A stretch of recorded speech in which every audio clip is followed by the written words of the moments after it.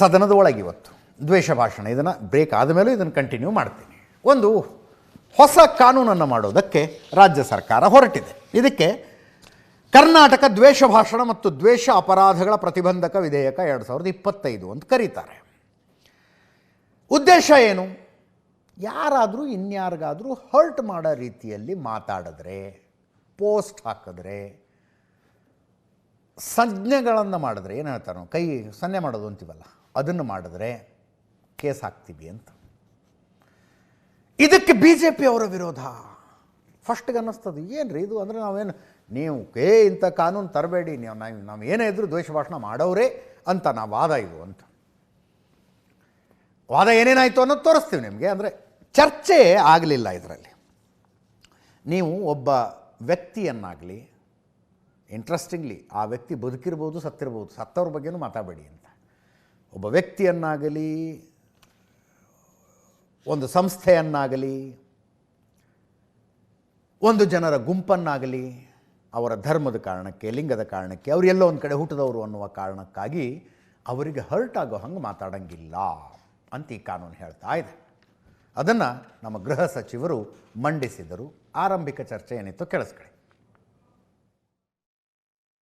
ಕರ್ನಾಟಕ ದ್ವೇಷ ಭಾಷಣ ಮತ್ತು ದ್ವೇಷ ಅಪರಾಧಗಳ ಪ್ರತಿಬಂಧಕ ವಿಧೇಯಕವನ್ನು ಪರ್ಯಾಲೋಚಿಸಬೇಕೆಂದು ಕೋರುತ್ತೇನೆ ಮಾನ್ಯ ಅಧ್ಯಕ್ಷ. ತಜ್ಞರಿಗೆ ಬರೆದಂತ ಒಂದು ಜ್ಞಾನ, ಆಲೋಚನೆ ನಮ್ಮ ಡಾಕ್ಟರ್ಗೆ ಯಾಕೆ ಬಂತು?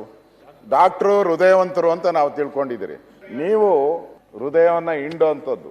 ಇವತ್ತು ನೀವು ತಂದಿರೋಂಥ ಬಿಲ್ ಏನಿದೆ ಅದರಲ್ಲಿ ಈ ಪೊಲೀಸ್ ಅಧಿಕಾರಿಗಳು ಏನಿದಾರಲ್ಲ, ಅವರು ಒಂಥರ ಹಿಟ್ಲರ್ ಆಗೋತಾರೆ, 100% ಹಿಟ್ಲರ್ ಆಗೋತಾರೆ.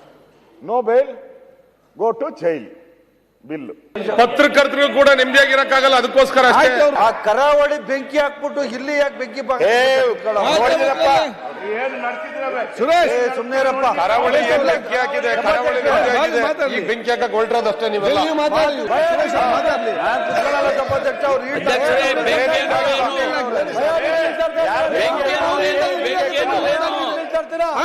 ಸಭಾಧ್ಯಕ್ಷರೇ,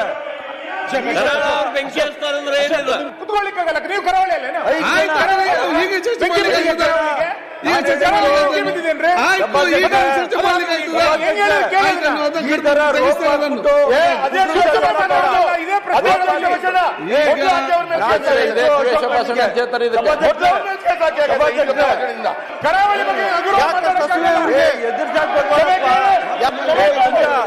ಯಾರು ಇಲ್ಲಿ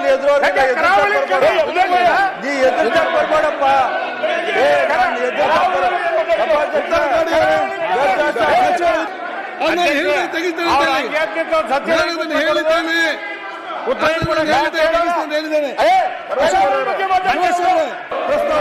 ಇಲ್ಲ ಎಂದು ಸೂಚಿಸಬೇಕು. ಪ್ರಸ್ತಾವ ಹೌದನ ಪರವಾಗಿದೆ ಎಂದು ಭಾವಿಸುತ್ತೇನೆ. ಪ್ರಸ್ತಾವ ಹೌದನ ಪರವಾಗಿದೆ. ಪ್ರಸ್ತಾವ ಅಂಗೀಕರಿಸಲ್ಪಟ್ಟಿದೆ ಮತ್ತು ವಿಧೇಯಕ ಅನುಮೋದನೆ ದೊರಕಿದೆ. ಪ್ರಸ್ತಾವವು ಅಂಗೀಕರಿಸಿದ ವಿಧೇಯಕ ತಿದ್ದುಪಡಿಯೊಂದಿಗೆ ಅನುಮೋದನೆ ದೊರಕಿದೆ. ಕರ್ನಾಟಕ ದ್ವೇಷ ಭಾಷಣ ಮತ್ತು ಇಷ್ಟ ಆಯಿತು.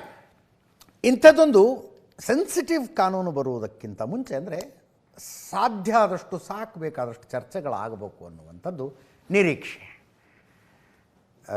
ಆರ್ ಅಶೋಕ್ ಅವರು ಅದನ್ನೇ ಹೇಳಿದ್ರು, ಆಡಳಿತ ಪಕ್ಷದ ಹತ್ರ ನಂಬರ್ಸ್ ಇದೆ, ನೋ ಡೌಟ್.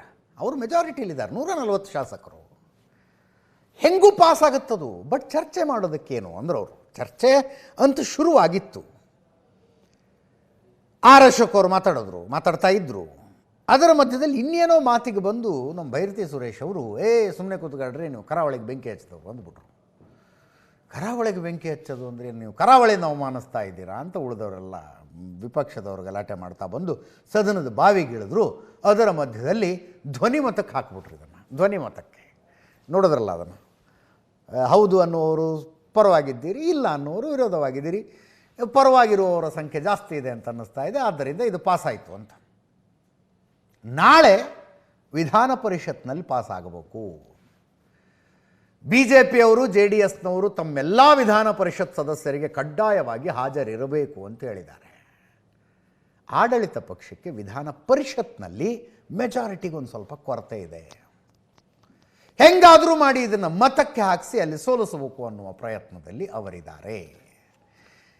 ಇಷ್ಟೆಲ್ಲ ಆದಮೇಲೆ ಅರೆ ಯಾರೋ ಇನ್ನೊಬ್ಬ ವ್ಯಕ್ತಿಗೆ, ಸಂಘಕ್ಕೆ, ಧರ್ಮಕ್ಕೆ, ಭಾಷೆಗೆ, ಲಿಂಗಕ್ಕೆ ಹರ್ಟ್ ಆಗುವಂಗೆ ಭಾಷಣ ಮಾಡಬಾರ್ದು, ಮಾಡಿದರೆ ಕ್ರಮ ಕೈಗೊಳ್ತೀವಿ ಅಂತ ತಂದಿರುವ ಕಾನೂನನ್ನು ಯಾಕೆ ವಿರೋಧಿಸ್ತಾ ಇದ್ದಾರೆ? ಸಹಜವಾಗಿ ಪ್ರಶ್ನೆ ಬರುತ್ತೆ. ಏನು ವಿಪಕ್ಷಗಳ ಆಕ್ಷೇಪ ಏನಿದ್ರ ಬಗ್ಗೆ? ಅದ್ರ ಬಗ್ಗೆ ಮಾತಾಡೋಣ.